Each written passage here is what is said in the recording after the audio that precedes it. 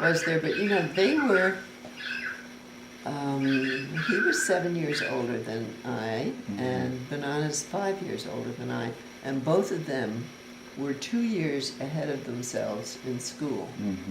As it turned out, I was 1 year ahead of myself. But both of them, I mean, Banana graduated from Smith College when she was 19. She was the youngest person who'd ever graduated.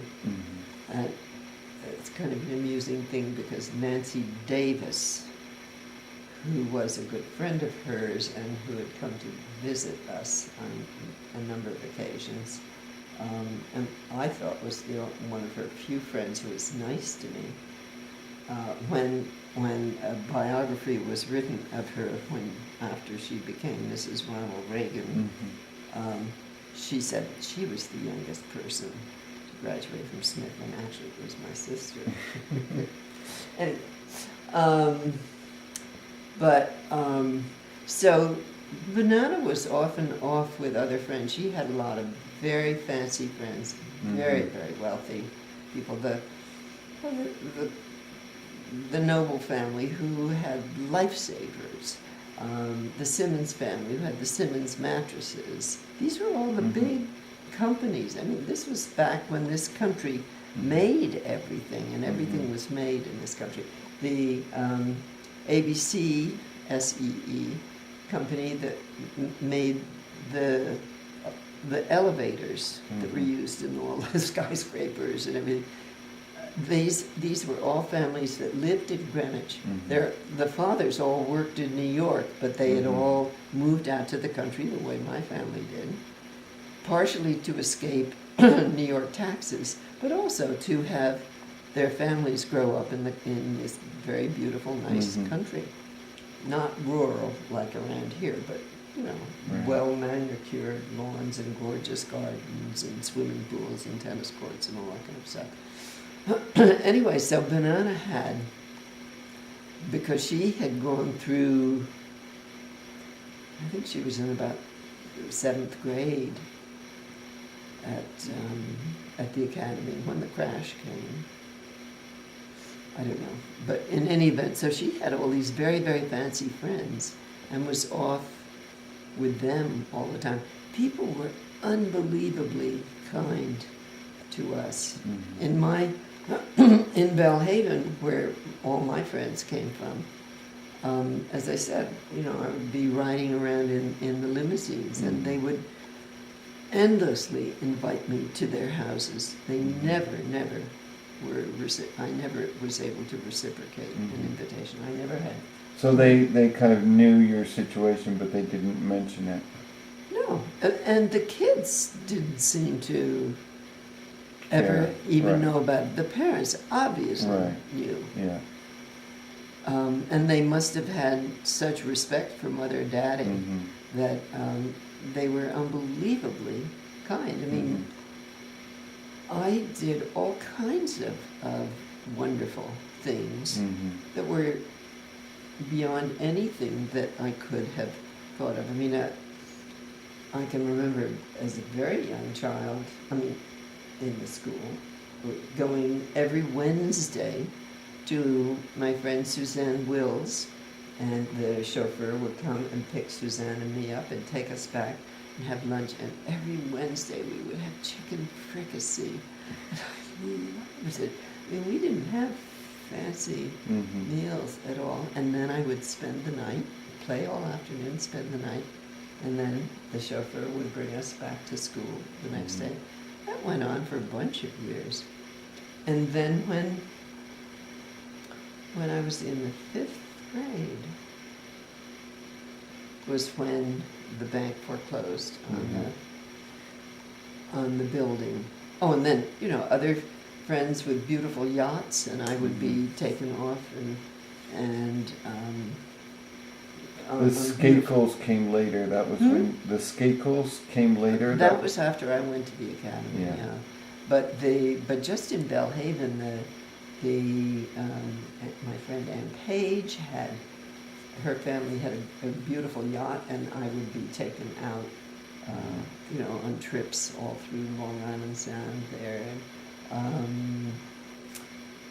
there were just many different people like that who were endlessly kind and never, and who took me on. I remember going to Litchfield, Connecticut. One friend had a beautiful summer farm up in Litchfield, and I would go up there and ride ponies for a couple. They'd have me for a couple of weeks at a time. I mean, it was really quite amazing how kind people were. And they were all kind to you. What about to your parents? Mother and Daddy didn't They really just they kind of socialize. because they felt embarrassed about their situation. They hardly ever went out. So you said you were 5 or in 5th grade when they foreclosed? I think I was in 5th grade. 5th grade. And So what was that like? I was 10 years old. 10. And So you had enough warning? Do you remember if there was like, you knew ahead of time that, the foreclosure was coming, or?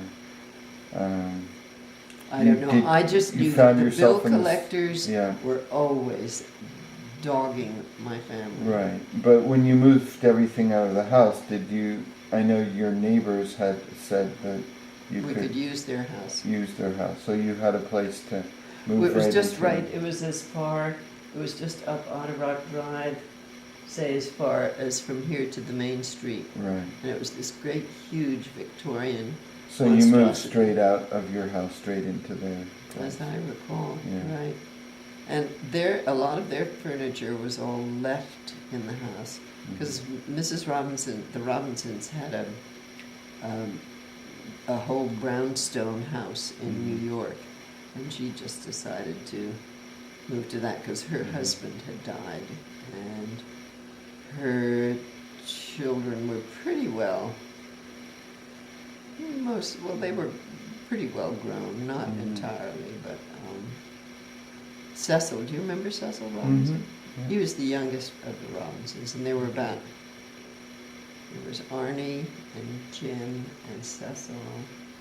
Wasn't there something funny in his speech or something? I'm trying to remember. He had some kind of characteristic that he was a wonderful singer, and he played the guitar and sang in Spanish. No, he didn't have anything funny in his speech. He was my brother's closest friend. Oh, okay. And just such a love. Total love.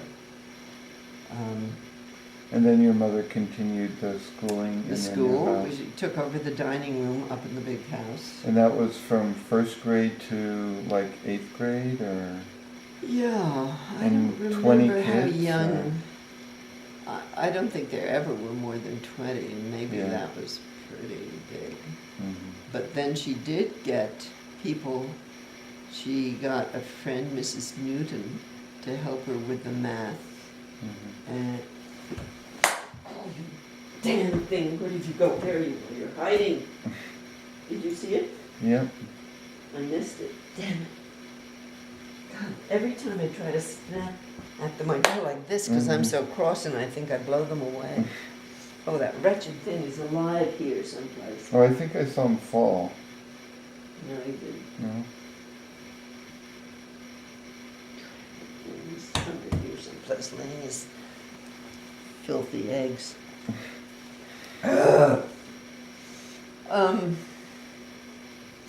Then there was Kay Hewitt, who was the daughter of close friends of Mother's, who came and taught history at one point.